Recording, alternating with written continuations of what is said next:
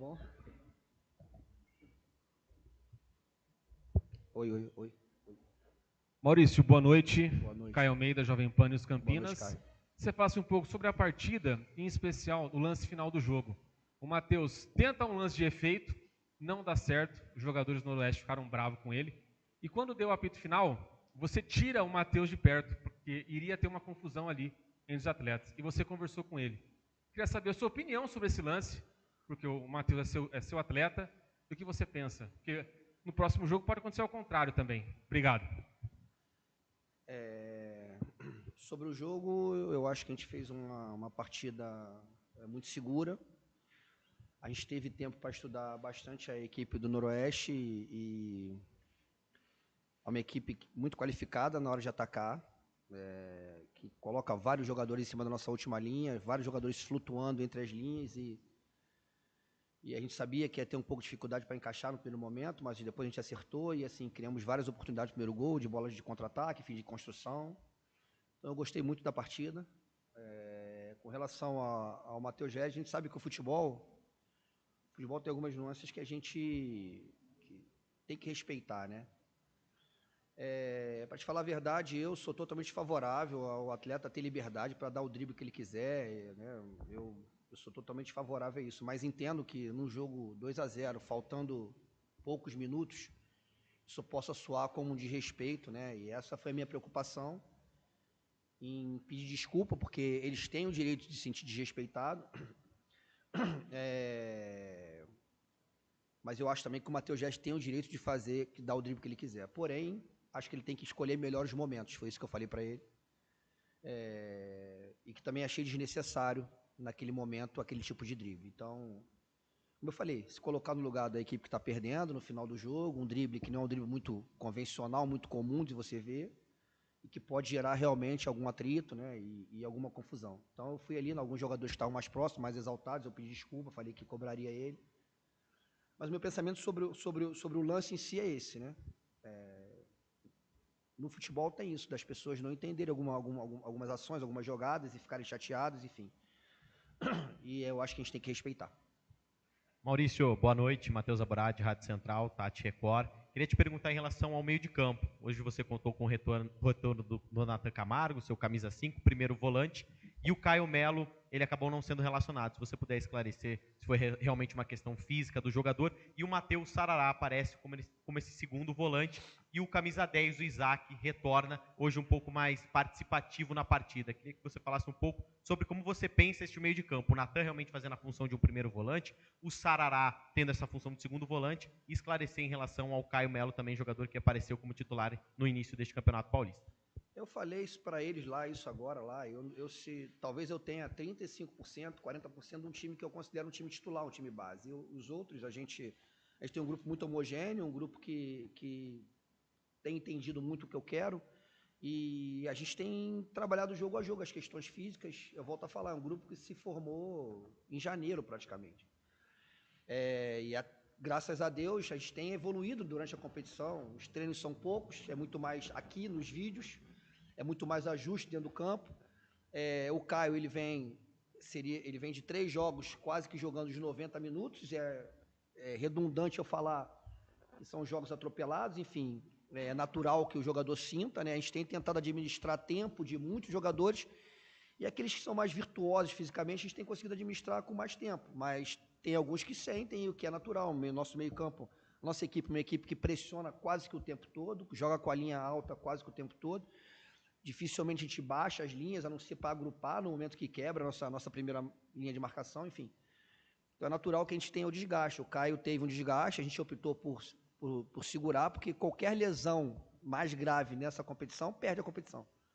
Então está administrando dessa forma e, graças a Deus, tem um grupo bem homogêneo, um grupo que sabe realmente o que quer. Eu já falei isso algumas vezes. É uma rapaziada que tem me dado muito orgulho, a forma como eles têm representado a camisa do Guarani, a forma que eles têm honrado, né, a forma que eles têm ido para campo e encarado o jogo com muita coragem. Então, a gente tem, respondendo a tua pergunta, o que eu tenho feito é administrado de alguma forma sem que a gente perca a qualidade. Maurício, Alexandre Azanque, PTV, boa noite. Boa noite, Alexandre. Como você tem visto a evolução do João Marcelo no elenco de vocês. No primeiro gol ele puxa o contra-ataque, depois ele faz o primeiro gol. Você vê a torcida também já, o jogador caindo nas graças da torcida. Como também, além da evolução dele dentro desse teu conjunto, como que você conversa com o jogador que é jovem para também entender os passos que ele tem que dar para também não acabar desvairando, né, nesse momento que é tão importante para ele e para o Guarani. Isso, respondendo a tua última pergunta, é uma coisa que a gente tem a preocupação, né? E é preciso que a gente fique de olho, porque ainda é muito novo para qualquer tipo de vaidade, né? É um jogador que tem nos agradado muito a forma como ele se entrega, é um jogador que pressiona muito, que se movimenta muito. É claro que tem alguns ajustes para fazer ali mais no terço final do campo, se posicionar um pouco melhor para atacar a bola que ele quer, né? Entender um pouquinho mais como a equipe vai achar ele no terço final, e ele tem evoluído nesse sentido também. Muitos vídeos individuais, muita fala, muita conversa, alguns ajustes no campo. Mas ele tem muita coisa que o 9 tem que ter, né? Ele é muito veloz, ele se movimenta muito, ele ataca bem a área, ele tem presença de área, ele tem faro de gol, ele gosta daquele setor ali de atacar, de chegar próximo, tem velocidade. Hoje eu cobrei ele um pouco mais de movimento para os lados, porque a equipe deixava ele no mano, e ele estava muito preso em cima do último central, e era interessante que ele fizesse alguns movimentos rodados para a lateral do campo. Ele acabou fazendo isso. Nós conseguimos construir alguns ataques, sair da pressão que, em determinado momento do jogo, a equipe do Noroeste imprimiu, porque eles mudaram de zona para uma marcação individual, então muda a referencial do ataque. Eu cobrei isso no intervalo e pedi para que a gente voltasse a pressionar, que no segundo tempo eles também deu uma quedinha, no primeiro tempo eles deu uma queda na questão de pressionar, e o João ajuda muito nesse momento, porque ele pressiona pressiona dois, ele fecha meio, ele ataca espaço, e ele hoje, depois do gol, ele sentiu o cansaço que é natural. É um outro nível de jogo, além do emocional, que é uma questão também que pode estar pesando para ele nesse momento, mas eu estou muito satisfeito com o que ele tem entregado, muito feliz mesmo, e tenho passado para ele o tempo todo para que ele tenha pé no chão, porque é só um começo, e para que ele almeje realmente coisas grandes, é daí para mais. Tudo bem, Maurício? Eu sou Antônio Lupo, da Rádio CBN. Boa noite. Bem. Parabéns pelo resultado. A minha pergunta vai em cima também de um jogador específico, que é do Emerson, lateral esquerdo. Vou tirar o João Marcelo, mas ele é o único dos seus titulares que estava no passado, quando o Guarani foi rebaixado da Série B para a Série C. E isso, querendo ou não, também ainda é algo que o torcedor sempre fica ali meio que suspeito de tudo que aconteceu no passado, mesmo vocês não estando aqui, menos ele. E hoje ele fez uma partida muito segura. No último lance, ele desgastado, ele conseguiu ir até a linha de fundo, fazer um cruzamento, o Guarani ganhou um escanteio. Como é que você vê o dia a dia, porque nós não acompanhamos, desse jogador que fez parte de uma marca negativa do clube, que foi o rebaixamento, mas aos poucos tenta dar a volta por cima, porque ele ano passado foi um dos mais criticados aqui no elenco do Guarani, mesmo chegando na reta final da Série B. Bem, eu já conheci o Emerson, de vê-lo jogar, nunca tinha trabalhado com ele, mas com uma semana aqui no clube, treinando ele, eu falei para ele, eu tenho certeza que você vai alcançar coisas muito grandes na tua vida, porque ele é um lateral com muita valência física, com boa relação com a bola. Claro, eu acho que às vezes um jogo do treinador encaixa mais com determinado jogador, né? E ele tem estado feliz na maneira como ele está atuando. Eu acho que isso é um ponto importante para que ele possa desenvolver o melhor dele, né? É um dos jogadores que agora, mais fez 4 jogos sem sair, né? Mas eu te falei, eu quando cheguei aqui eu já fiquei meio que assustado com a capacidade física dele, com a força que ele tem para atacar o terço final, tanto é que a gente joga liberando ele mais um pouco. E eu acho que a cabeça dele está muito boa, ele está muito confiante, né? Ele está muito feliz com o grupo de atletas com que ele tem trabalhado, está feliz com a ideia do nosso jogo, né? O que a gente tem passado para ele. Eu acho que isso se reflete dentro do campo, né? Às vezes a gente meio que, né, estereotipa o jogador, né, por causa de um ano ruim, a gente acha que não, eu não... No futebol, às vezes, a verdade de hoje é mentira de amanhã e vice-versa. Eu tenho gostado muito dele, muito mesmo, desde o início, da forma como ele se dedica ao trabalho, como ele encara todo dia. É um cara que está sempre predisposto, sempre escutando, né? Até teve aquele lance no primeiro jogo que você me perguntou, você não, desculpa, me perguntaram da discussão que eu tive com ele, tá? E não teve discussão, foi uma coisa que a gente estava conversando, que ele saiu da trave e tal, e ele, na mesma hora deu um sorriso. Então, um moleque que é super do bem, que quer muito, né, um lugar no cenário nacional, e a cada partida que ele tem feito, ele tem melhorado. Isso é um sinal de evolução legal. Boa noite, Maurício. Victor Sanches, TV Bandeirantes. Com um gol sofrido nos últimos 4 jogos, a defesa do Guarani desse ano tem o melhor início de temporada dos últimos 10 anos. Gostaria que você falasse um pouquinho do trabalho que tem sendo feito com esse setor que, mesmo com algumas mudanças devido a lesões, tem tido grande protagonismo no Guarani desse ano. E um dado interessante, né? São 5 zagueiros diferentes e 6 defensores, porque começou com o Ian, né? E agora está jogando o Lucas. Então são 6 jogadores de defesa que nós já usamos em 4 jogos. O que eu falei para ele que eu ia sustentar a minha gestão em 3 pilares: informação igual para todos, ser justo o máximo possível, sempre, e jogar aquilo que na minha opinião está melhor.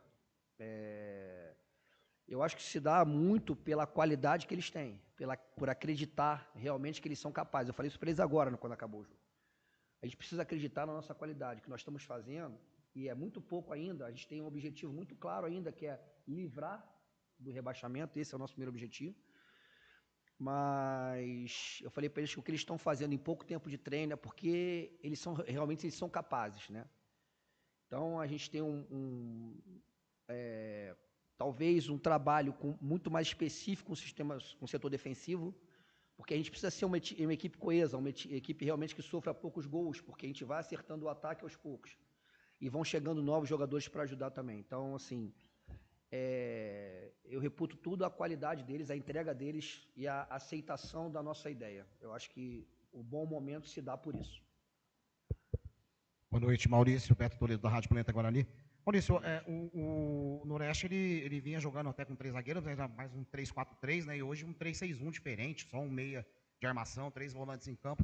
Queria saber se isso, de alguma maneira, te surpreendeu na escalação tática ali do Noroeste, qual foi o antídoto que você usou para isso, e eu queria que você falasse um pouquinho também sobre o Matheus Regis.